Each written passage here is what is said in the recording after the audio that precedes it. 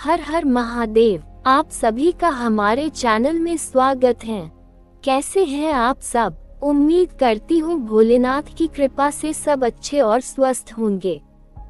आज मैं आपको कार्तिक मास महात्म्य कथा अध्याय 2 का श्रवण कराने जा रही हूँ। चलिए शुरू करते हैं। हरे कृष्ण कृष्ण कृष्ण हरे हरे, हरे राम राम राम हरे हरे। ओम नमः भगवते वासुदेवाय नमः। भगवान श्री कृष्ण कहने लगे, हे प्रिय, जब गुणवती को राक्षस द्वारा अपने पति एवं पिता के मारे जाने का समाचार मिला तो वह विलाप करने लगी। हे नाथ, हे पिता, मुझको त्याग कर तुम कहाँ चले गए? मैं अकेली स्त्री तुम्हारे बिना अब क्या करूं? अब मेरे भोजन वस्त्र आदि की व्यवस्था कौन करेगा? घर में प्रेम पूर्वक मेरा पालन पोषण कौन करेगा? मैं कुछ भी नहीं कर सकती, मुझ विधवा की कौन रक्षा करेगा? मैं कहाँ जाऊं? मेरे पास तो अब कोई ठिकाना भी नहीं रहा। इस प्रकार विलाप करते हुए गुणवती चक्कर खाकर धरती पर गिर पड़ी और बेहोश हो गई। बहुत देर बाद जब उसे होश आया तो वह पहले की ही भांति करुण विलाप करते हुए शोक सागर में डूब गई।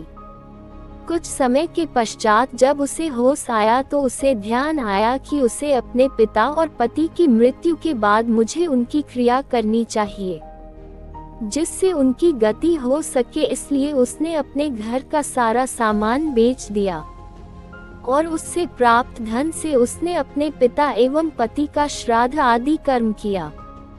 तत्पश्चात वह उसी नगर में रहते हुए 8 पहर भगवान विष्णु की भक्ति करने लगी। उसने मृत्यु पर्यंत तक नियम पूर्वक सभी एकादशियों का व्रत और कार्तिक महीने में उपवास एवं व्रत किए। हे प्रिय, एकादशी और कार्तिक व्रत मुझे बहुत ही प्रिय हैं। इनसे मुक्ति, भुक्ति, पुत्र तथा संपत्ति प्राप्त होती है। कार्तिक मास में जब तुला राशि पर सूर्य आता है तब ब्रह्म मुहूर्त में उठकर स्नान करने व व्रत व उपवास करने वाले मनुष्य मुझे बहुत प्रिय हैं, क्योंकि यदि उन्होंने कोई दुष्ट कर्म भी किए हों तो भी स्नान व व्रत के प्रभाव से उन्हें मोक्ष प्राप्त हो जाता है। कार्तिक में स्नान, जागरण, दीपदान तथा तुलसी के पौधे की रक्षा करने वाले मनुष्य साक्षात भगवान विष्णु के समान है। कार्तिक मास में मंदिर में झाड़ू लगाने वाले, स्वस्तिक बनाने वाले तथा भगवान विष्णु की पूजा करने वाले मनुष्य जन्म मरण के चक्कर से छुटकारा पा जाते हैं। ये सुनकर गुणवती भी प्रतिवर्ष श्रद्धा पूर्वक कार्तिक का व्रत और भगवान विष्णु की पूजा करने लगी। फिर श्री कृष्ण कहने लगे, हे प्रिय, एक बार उसे ज्वर हो गया और वह बहुत कमजोर भी हो गई। फिर भी वह किसी प्रकार गंगा स्नान के लिए चली गई। गंगा तक तो वह पहुंच गई, परंतु शीत के कारण वह बुरी तरह से कांप रही थी, इस कारण वह शिथिल हो गई। तब मेरे यानी भगवान विष्णु के दूत उसे मेरे धाम में ले आए।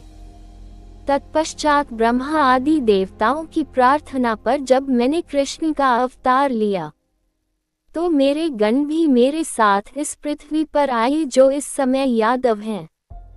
तुम्हारे पिता पूर्व जन्म में देव शर्मा थे, जो इस समय सत्राजित हैं। पूर्व जन्म में चंद शर्मा जो तुम्हारा पति था वह डाकू है, और हे देवी, तू ही वह गुणवती है। कार्तिक व्रत के प्रभाव के कारण ही तू मेरी अर्धांगिनी हुई है। पूर्व जन्म में तुमने मेरे मंदिर के द्वार पर तुलसी का पौधा लगाया था। इस समय वह तेरे महलों के आंगन में कल्प वृक्ष के रूप में विद्यमान है। उस जन्म में जो तुमने दीपदान किया था उसी कारण तुम्हारी देह इतनी सुंदर है, और तुम्हारे घर में साक्षात लक्ष्मी का वास है, क्योंकि तुमने पूर्व जन्म में अपने सभी व्रतों का फल पति स्वरूप विष्णु को अर्पित किया था। उसी के प्रभाव से इस जन्म में तुम मेरी प्रिय पत्नी हुई हो। पूर्व जन्म में तुमने नियम पूर्वक जो कार्तिक मास का व्रत किया था उसी के कारण मेरा और तुम्हारा कभी वियोग नहीं होगा।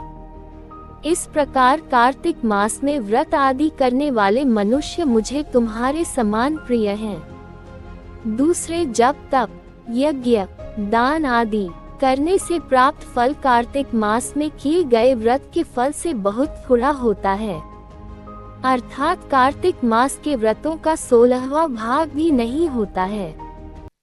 इस प्रकार सत्यभामा भगवान श्री कृष्ण के मुख से अपने पूर्व जन्म के पुण्य का प्रभाव सुनकर बहुत प्रसन्न हुई। उम्मीद करती हूँ आप सभी को कार्तिक मास की कथा अध्याय 2 अच्छी लगी हो। जय श्री कृष्ण। अगर वीडियो पसंद आया तो हमारे चैनल को लाइक शेयर सब्सक्राइब जरूर करें। आपका दिन शुभ हो। धन्यवाद।